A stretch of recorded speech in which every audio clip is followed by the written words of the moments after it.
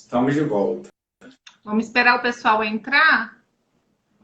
Enquanto o pessoal entra, eu quero fazer aí só uma informação, mandar um abraço para o Elcio, meu primo, que está aí assistindo, pessoa querida, colatinense nato, né? Pessoa que gosta muito de colatina, então, um abração, meu primo. Tem um biscoitinho de café bom na casa dele? Tem. Pão de cebola, biscoito de café, muito bom. Você vai falar isso para quem é doido com café. Agora eu fiquei com vontade de provar o que foi. E também entrou, né? Ah, isso. Tá aqui, ó. Acompanhando. Mazin Magazine, cliente já da nossa loja, da nossa empresa, né? Também. Isso é importante, ó. Sapataria Avenida, acredito que é o Rony que tá aqui. Kátia também tem uma lojinha, um brechó lá. Célio da Mantel tá online. Vamos esperar mais um pouquinho. Bruno entrou.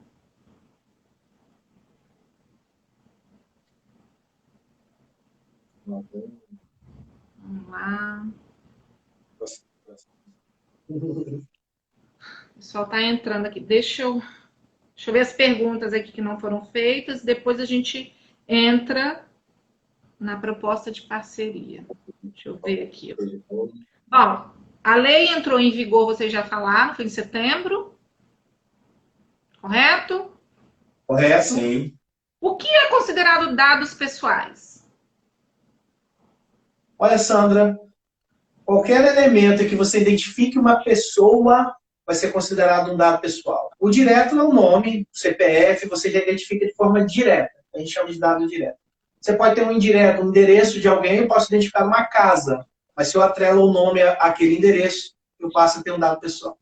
Então, qualquer coisa que identifique. Por isso que, às vezes, as empresas menores, né, têm a dúvida, eu acho que isso só vai ser para a empresa grande, e a gente, né, mostra que não, justamente por este ponto. A partir do momento que ela tratou qualquer dado, eu identifiquei alguém, eu tenho um banco de dados do tamanho que for, pequeno ou grande, mas que tenha nome, endereços, número de CPF.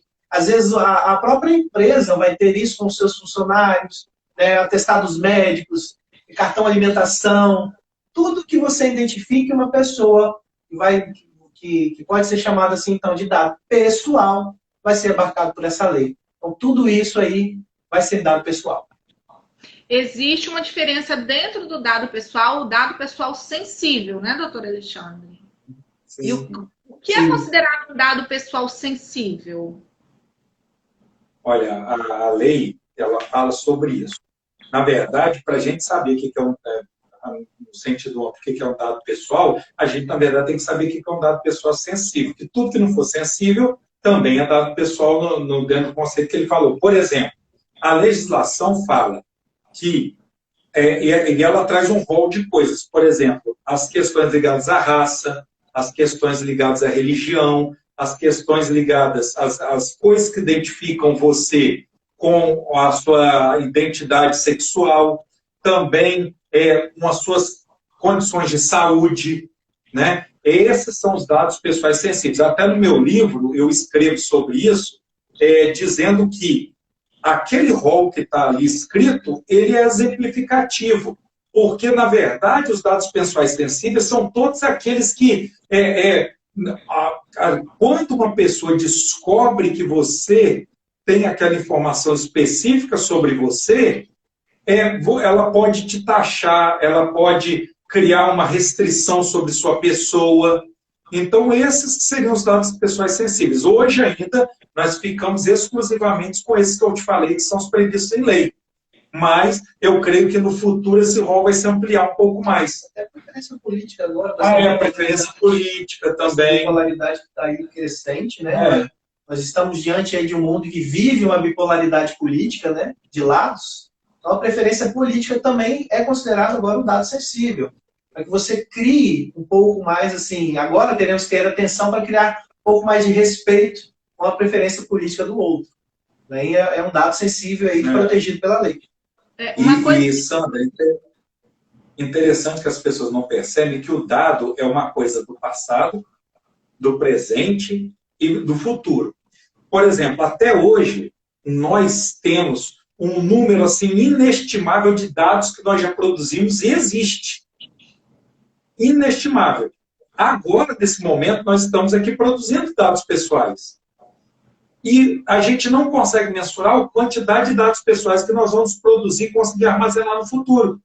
Então, isso é algo muito sério. Por exemplo, os pequenos empresários que têm, os contadores que têm arquivo morto, o arquivo está vivo agora novamente, porque ele vai precisar de olhar para aquele arquivo morto, ver o quanto de dados pessoais que ele tem ali e vai ter que dar um jeito de devolver aqueles arquivos para os seus devidos donos, vai ter que dar um jeito de eliminar aquelas informações de uma forma correta, né? De uma forma de acordo com a lei. Então, nem o arquivo morto a gente tem mais. Ninguém pode falar que tem mais arquivo morto. Não vai poder excluir, Sandra, em sacolas abandonadas pelas ruas, entendeu? Não poderá acontecer isso mais. Né? Quem né, já fez por aí, né? Então, por isso que as empresas precisam efetivamente de uma consultoria e assessoria que possam garantir a elas por isso que o nome é adequação, que elas se tornem adequadas à Lei Geral de Proteção de Dados. Eu vou falar aqui por mim, né? Aqui na CDL, nosso relacionamento é pessoa jurídica. A princípio, nós não precisamos nos adequar quando fala pessoa jurídica. A partir do momento que lá no contrato tem os dados do proprietário, eu já tenho que fazer uma adequação, né? Isso. Eu tenho que explicar, não ir lá no dono da empresa e falar, eu vou fazer isso com seus dados. Não, eu tenho que ter uma adequação interna, eu tenho que manter esse contrato protegido para que... Não é qualquer colaborador que pode ter acesso a essa informação, entendeu? Foi isso que o pessoal do SPC Brasil nos orientou. Eu tenho os colaboradores aqui da empresa. Eu preciso fazer a adequação dos dados dele. Como eu estou guardando esses dados? E assim, tá guardando no computador, então eu vou botar... Não importa se é num livrozinho, onde você registra, num caderno, né? Eu estou sendo bem simplista aqui, num caderno ou num software. Você tem que manter esses dados em segurança e fazer o mapeamento, né? Não sei se eu estou usando o termo correto. Mapeamento de dados pessoais. O mapeamento e o tratamento dessas informações. Para que eu pego determinado dado de um colaborador? Até participei de um treinamento e eles falaram assim, olha, não é que você vai deixar de pegar, né? Mas você tem que saber por que você pega aquele dado e como você vai solicitar. Numa entrevista de emprego, por exemplo, eu trabalho aos sábados, né? Um exemplo. E aí eu viro para a pessoa e pergunto qual a religião dela, porque algumas religiões não permitem trabalhar aos sábados. Não é assim mais que as coisas vão proceder. Fala que é mimimi, mas não é. Você deve chegar e questionar assim, você pode trabalhar aos sábados? Não interessa a religião dele. Se ele não puder, ele já vai te dizer, não, eu não posso. Entendeu? É um dado sensível, né? Religião. Não é que quando a gente fala assim, eu vi um comentário aqui, que depois eu vou voltar, né, pra gente esclarecer, é algo que assusta muito o empresário.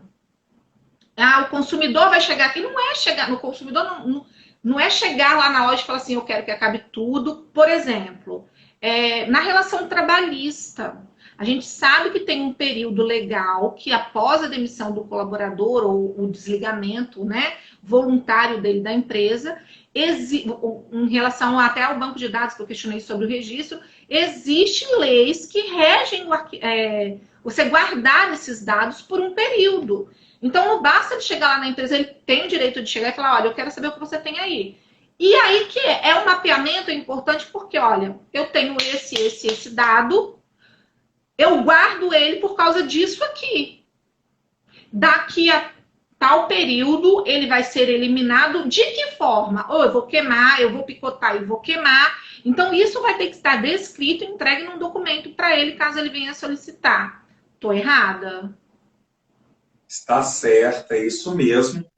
Só que, na verdade, só que o mapeamento de dados, na verdade, é um pedacinho do que nós chamamos de adequação, né? E é talvez uma parte muito importante de todo o processo, porque mapear o tratamento de dados é eu olhar para a CDL e falar para a CDL, CDL, ó, nesses 15 momentos da empresa de vocês aqui, nessas 15 atividades aqui de vocês, vocês estão coletando, armazenando e excluindo dessa forma. Então, nós vamos criar procedimentos, nós vamos fazer um fluxograma disso e, a partir de agora, só pode fazer desse jeito. Ah, mas eu gosto de fazer desse jeito. Não importa, agora tem que fazer desse. Todos os colaboradores têm que fazer da mesma forma. Então, mapear isso. No final do mapeamento, eu digo, olha, este procedimento tem risco baixo. Esse outro procedimento tem risco médio. Este procedimento tem um risco alto de incidentes. Então, se houver um incidente, o que é que nós vamos fazer? Criamos um manual de incidente. Então, é todo um caminho que tem que ser, tem que se passar, né, para se criar uma adequação. Mas depois disso feito, o bom é que todo mundo sabe tudo que acontece na empresa, você tem um responsável por isso tudo, que vai estar sempre de olho nisso que vai estar acontecendo, que é o encarregado da proteção de dados, e a empresa se beneficia disso. Por quê? Porque ela vai criar procedimentos onde nunca teve. Ela vai desenhar e vai ter esses procedimentos definidos que muitas vezes a empresa funciona há anos e não tem. Então, é até um benefício para a empresa. Ela acaba se beneficiando desse período de adequação para acertar coisas da empresa que estavam pendentes. Por exemplo, assim, a importância dessas adequações. Um plano de saúde, né? Imagina, o plano de saúde, ele detém muita informação. Informações, assim, bastante sigilosas. Sensíveis. Muito sensíveis. Esse tratamento, por exemplo, é até para evitar que qualquer colaborador tenha acesso, por exemplo, às minhas informações e depois saia por aí divulgando. Então, a LGPD, ela veio para garantir a segurança, sim, do consumidor, do titular da informação que é dele, mas a gente volta a falar que existem, né, as 10 bases legais que o lojista, ele vai ter que estar, para ter aquelas informações, ele tem que se adequar. Se adequou aquilo ali, a LGPD ela não veio para prejudicar nem A nem B. Ela veio para fazer um alinhamento, evitar que o lojista também seja acionado, porque eu ouvi muito isso, tá, doutor? Nossa, mas agora vai virar uma fábrica de processo. Eu fico pensando nos juízes, tem que julgar isso. Não, não é assim. Imagina. A pessoa vai chegar, eu quero isso. Não, pera um pouquinho, eu tenho 15 dias para te dar a informação. Não, mas eu não gostei da forma que você está tratando isso aqui. Se tiver dentro da base legal, a empresa vai explicar. Óbvio que se o consumidor não gostou, ele vai procurar um advogado. E é importante, eu estou falando aqui do advogado, porque a LGPD, as pessoas falam, meu advogado toma conta. Não, o advogado ele pode ir lá tentar fazer a defesa, mas a adequação não é responsabilidade do advogado. Na hora de fazer a defesa, se eu me sentir lesada, eu vou procurar um advogado, e esse advogado ele tem que entender como funciona. Porque ele vai pegar o documento, vai ler e vai falar, olha, aqui não tem que ser feito, está adequado à lei. Eles estão te explicando aqui, ó, tá baseado nessa, né, como é que é? Eu falei lá nas 10 bases legais, e uma delas, e morreu. Então não vai se criar uma demanda, vários processos. Porque até o advogado, ele tem consciência. E esse aí é um ponto importante você dizer, que é o que agora, né, como a gente está tocando agora um pouco do âmbito empresarial, uma das confusões que estão sendo realizadas para a implantação, para a execução desse serviço. Muitos empresários olham a palavra lei, o meu advogado vai resolver. Ele pode? Pode, desde que ele seja capaz e esteja pronto para isso. E não é algo tão simples, porque ele não vai só prestar uma consultoria, ele não vai só ler a lei, explicar e falar o que tem que fazer. Ele vai precisar de botar a mão na massa. E às vezes nós não vamos encontrar profissionais com esse perfil. E aí outros olham a palavra dados e imaginam o profissional da tecnologia da informação. Como aconteceu, né, de conversar com o empresário e falar, o rapaz do TI está resolvendo. Ele pode resolver? Pode, mas desde que ele seja capaz para isso. E não era o caso. Então a empresa fica desprotegida por uma falta de entendimento e de uma leitura correta do que é você fazer essa informação. Então, por que nós conseguimos hoje executar uma boa implantação? Porque nós temos uma metodologia própria, já traga pelo Dr. Lécio desde a Europa para cá, já aplicada, já testada, já concluída, com empresas que nós chegamos ao final da implantação e conseguimos botar isso em prática. E fazemos todo esse treinamento, desde a pessoa do TI, onde nós temos o professor Rômulo, que é responsável por isso. Inclusive, ele já é o DPO, né, que é o encarregado de proteção de dados de uma grande empresa de segurança digital. Então, nós temos o treinamento corporativo, nós temos o treinamento de assessoria jurídica, a gente faz toda essa, a gente transfere tudo isso para o cliente. Então, a gente consegue fazer com a mão na massa, com esse treinamento ali de estar junto, de fazer isso com que a empresa faça uma implantação correta, sem ter nenhum tipo de atrito com a parte jurídica, ao contrário, eles vão participar junto com o pessoal do TI que vai ser treinado, então a gente consegue fazer isso. E botar a empresa para rodar na implantação dentro de um prazo, cada uma vai ter um prazo diferente, de acordo com o seu tamanho e forma e etc. Mas conseguimos fazer essa transferência e a gente vai seguindo. Então, por isso que nós somos uma startup, né? Estou falando um pouco agora, como a gente veio para o âmbito empresarial, né? Estou falando um pouco de empresa. Por isso nós somos uma startup, é uma mistura, né? A gente se torna uma startup, que oferece essa ferramenta, que é nova, porque hoje você vai falar, eu vou implantar uma proteção de dados. Ok, faz a metodologia para você ver do zero, porque você não tem parâmetro. Você não tem de onde buscar. Eu vou seguir isso daqui. Não existe. Então você tem que criar do zero. Mas, ao mesmo tempo, a gente tem essa expertise que o Dr. Lécio trouxe, já da Europa para cá, que é a implantação e uma metodologia, um segmento próprio de você fazer isso funcionar. Isso é uma realidade.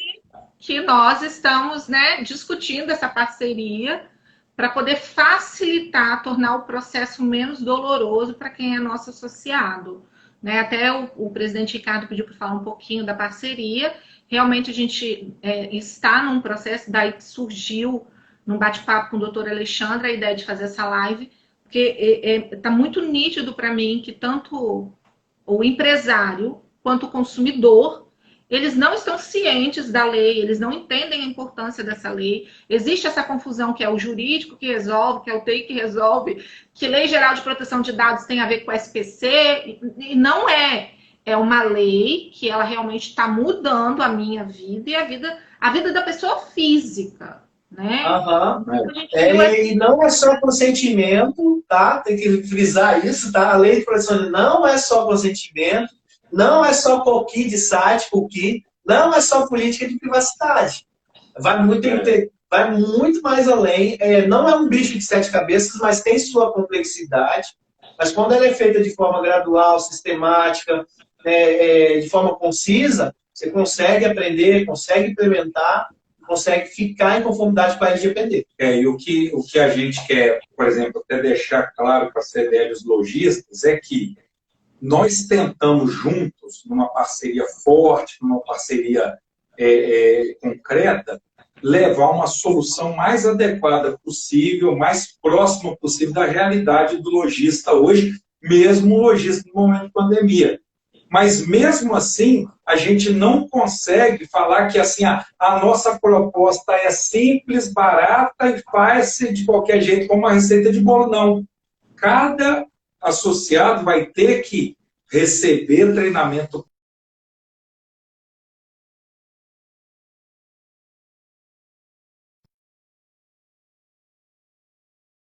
O que nós buscamos é tentar criar, para aqueles que são mais parecidos, uma solução uniforme, né? Mais uniforme, mas também não é que é uma solução que porque é mais barata, é porque é mais fácil. Em Lei Geral de Proteção de Dados não tem mais barato e mais fácil. Tem o que deve ser feito de forma correta. Então, por isso que a gente está firmando esse parceiro, fazendo a proposta e fazendo uma coisa madura e com segurança, sem aventura, né? Para que a gente possa, também nós temos nossa reputação, né? Exatamente. Então, isso é importante. Tanto a CDL Colatina tem uma reputação, quanto a Security, por ser uma startup formada por profissionais que já têm anos de mercado, também tem sua reputação e tem que firmar firmar-se no mercado como uma empresa que efetivamente presta um serviço inovador, é novo, pronto. E a gente precisa, assim, né, ter essa consulta profissional, seja de qual área que for atuar numa implantação de dados dentro de uma empresa, ele precisa ter essa consciência, é uma responsabilidade muito grande que você tem, porque se houver algum tipo de incidente, né, isso vai acarretar um ônus para a empresa.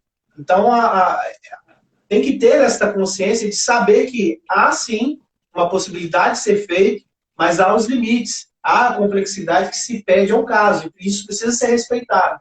Então, não tem nada demais em você buscar ajuda para poder fazer esse serviço, para que a empresa onde você esteja trabalhando, né, não sofra nenhum tipo, não aconteça nenhum incidente, para que ela não sofra nenhum tipo de penalidade por conta disso. Então, dentro dos treinamentos, por exemplo, interpessoais, particularmente coisas que eu fiz por mais de 15 anos, você vai olhar dentro do olho do colaborador e conscientizá-lo disso. Porque o corpo funcional da empresa, a direção da empresa, se são poucos, se são muitos, se você tem um dono, duas pessoas, ou você tem uma direção, todo mundo vai convergir nessa implantação. É uma coisa que precisa ser orgânica, contínua e com a participação de todos. E, principalmente, essa consciência, em respeitar essa lei. Nós passamos por isso, como o Lécio disse lá no início da nossa conversa, com o Código de Defesa do Consumidor nos anos 90. Chegou, foi uma surpresa, mas houve, com o tempo, a adequação correta. Nós vamos passar por isso também com a Lei Geral de Proteção de Dados. Doutor Alexandre, Alair P. Soares Júnior, ele fez o seguinte comentário. É o Denguinho, eu conheço ele. É o Denguinho. Gente fina, gente fina. Vamos lá. Pizzaiolo, de mão cheia. Ele colocou o seguinte, ó, vamos lá, estou assistindo e vi várias informações que ainda não digeri. É esse mal-estar mesmo, que quando a gente começa a entender, só piora, tá? Quando a gente começa a entender a lei, você vai assustando. Mais uma pergunta. No caso da polícia, eu acredito que vocês vão ter essa resposta, vai poder divulgar a foto do indivíduo procurado ou não? Vai poder mostrar na TV sem autorização do meliante ou vai ser proibido? Existe uma base legal que, se eu não me engano, é segurança. Por favor. Não, no caso, os órgãos de segurança, eles têm um momento especial dentro da Lei Geral de Proteção de Dados, tem capítulos especiais que tratam disso, mas a Lei Geral de Proteção de Dados ela não apaga outras legislações, como o Código de Processo Penal, que lá já determina a publicidade dos processos criminais, né? A apresentação de um indivíduo como um bandido pela polícia, tal e tal, já existe uma normatização sobre isso, que é do Código de Processo Penal, que